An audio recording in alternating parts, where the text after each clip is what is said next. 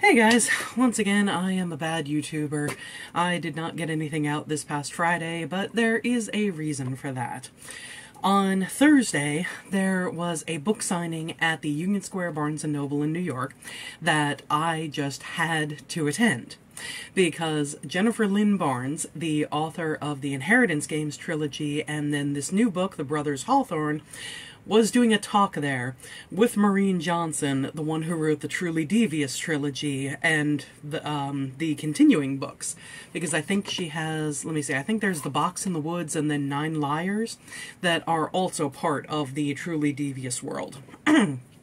Anyway, so I got off early from work, came home, watched a couple of YouTube things so that I could catch up with that, took a shower, got all clean and everything, got into a nice outfit, took the train up to New York, and made it to the Barnes & Noble at a little after 5 o'clock, and made it up to the area where the the book signing and talk and everything was happening.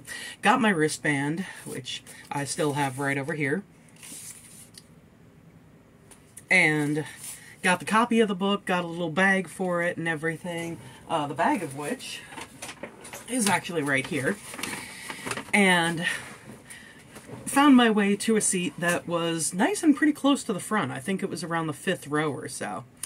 Well, they did the talk, and it was great. Apparently the two of them are friends, and Maureen Johnson was kind of doing different, leading different questions and things like that about the book writing process and how Jennifer Lynn Barnes's process differs from other writers, because apparently Jennifer Lynn Barnes has a psychology/psychiatry, not only doctorate degree, but she worked in that field for a while before starting the novel writing.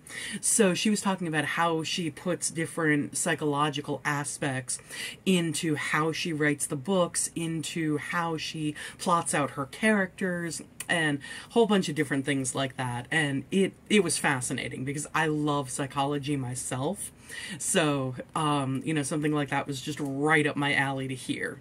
And then just before they were going to start taking questions from the audience, unfortunately mine wasn't chosen, but oh well, they had limited time to do that. They told this one funny story where they were in, I want to say either Ireland or Scotland on some kind of, I think it was a writing retreat, because they mentioned a couple other authors that were there. And they talked about, Maureen is like, so yeah, we're going to tell this story about how Jen broke into a castle. So I didn't want to have my phone out and recording the entire time that I was watching this talk, obviously. I want to enjoy the moment. But that story I decided to record. So here it is for your enjoyment. Something really ridiculous. Yeah, it's like they're just, these big buildings, they sit around there, everyone's like, we are poor because these buildings are so expensive, please come use our big building. So we were all in the castle, which was a full-on castle. It was a real castle. It had lots of weird stuff that happened to us, like the peacocks were... Yeah, I was going to say the peacocks in the courtyard of the castle. These peacocks really wanted to get to know us. Maybe romantically. Like, they would throw themselves against the windows at night when we were sleeping. And there was like a half door in the kitchen, and there was always one peacock that would jump in the door and be like, hey. Yeah. Do you remember the room I stayed in the castle? Was it the purple, red? Oh, it was the room the rest of you called the murder room, because it was up on the top floor and it was painted red and it kind of glowed. Yeah. And then later the person who owns the castle told us that that room was haunted. That also happened. It did happen. There were many enchanted animals around. Like, there was a cat that led us to a graveyard one day, there was another cat that led us to town, and then there was the kid that came in to stay and stole Cassie Claire's grilled cheese sandwich. But, that kitten stole the grilled cheese sandwich, dragged it across the floor. But, we thought it'd be really funny when we were walking back from the town, which was in itself quite a story. It involved us like the town was closed, question mark. And we had to like walk down a ditch to get there, and we were running a little bit ahead of the group. And we thought it'd be really funny to go in and scare them. Yeah, that would be Maureen. We're like, we're gonna go in, hide, and then jump out and yell boo. Yeah, that was our grand plan. That was the plan, but we didn't have the keys to the castle.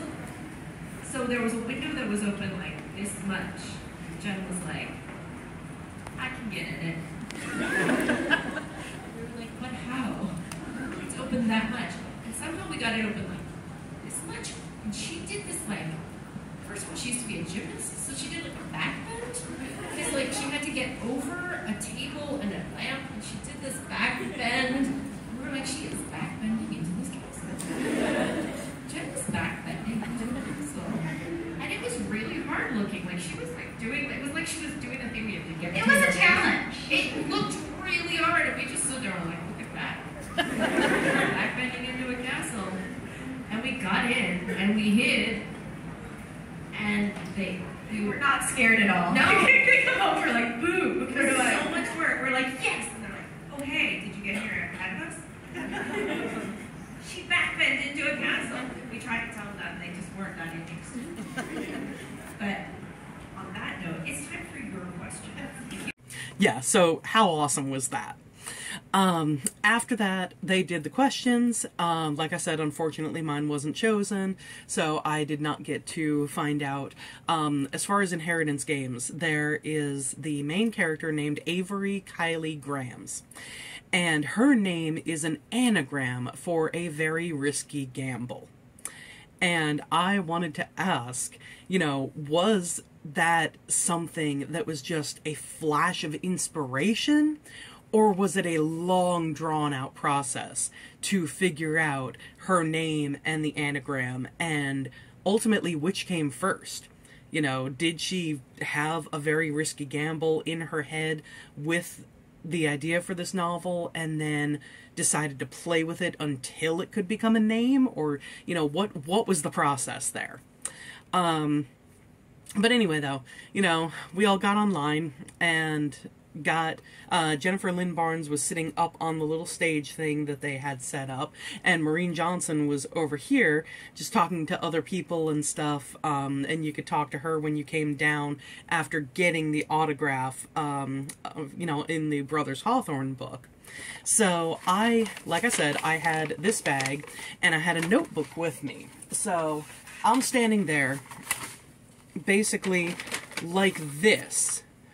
I had this hair clip too. I was wearing it until I was almost up there for the photo and the autograph with Jennifer Lynn Barnes. And I'll put the photo with both of them, actually, both photos with the two of them at the end of this. But anyway, I had my hair down for the photo, and I had my watermelon clip like this. So, you know, I walk up to Maureen Johnson because I had gotten a picture with her before we all started lining up for Jennifer Lynn Barnes, but I looked horrible in it, so I was like, all right, maybe I can just get a selfie of the two of us. So I walk up to her, and, you know, I asked if we could do that, and she, before I asked that, she sees the watermelon clip, and she reaches over and starts, like, going like this and poking at it and stuff, and she's like, I just have to touch this. I just have to touch this. And so apparently she loves watermelon. She was like, yeah, I could eat 2 watermelons a day during the summer. And I'm just like, girl, same. But yeah, so I also got to tell her about how in 2020 the Truly Devious trilogy was one that I had read, and I love her just witty and deadpan sense of humor, because when I said 2020, she was like, oh, 2020? Why? Were you inside a lot during that? You know, what was going on? You know, I mean, nothing really weird was happening that year. And it's like, yeah, you know, I mean, I'm a social introvert anyway, so, like, not much changed for me. But, yeah, except my reading went up exponentially because I did not have any social interactions as opposed to just few social interactions. But yeah, So when I was on the train on the way back to my house, it was one of my best friends who gave me this clip for my birthday this year, and I messaged her again about the interaction with Maureen Johnson with the clip, and she was like, "That's the gift that just keeps on giving." So yeah, again, it was an awesome night. I love being able to go to these different author signings and hearing about their processes and all that stuff. And it was definitely inspiring because I am determined to finish at least the initial rough draft of a novel that I want to write called Music in Time. And it's about this guy who became a classical pianist, and all of a sudden, on the night that was supposed to be like the culmination, his greatest performance, he disappears. And this girl who, was a fan of him as a teenager and still writes a blog about him, in present day when the book is taking place, has always wanted to figure out what happened to him. Where did he go? Why did he disappear? And so the novel is about that. It's about her life at present day, and it alternates chapters in between, what her life is now and her wanting to solve this mystery, and then the other chapters are his life from when he was a kid to what happens to him that made him stop performing. So I outlined it already. It is 19 chapters. I have like 1.5 written right now. I'm hoping, like I said, that I can get the entire rough draft done by the end of September.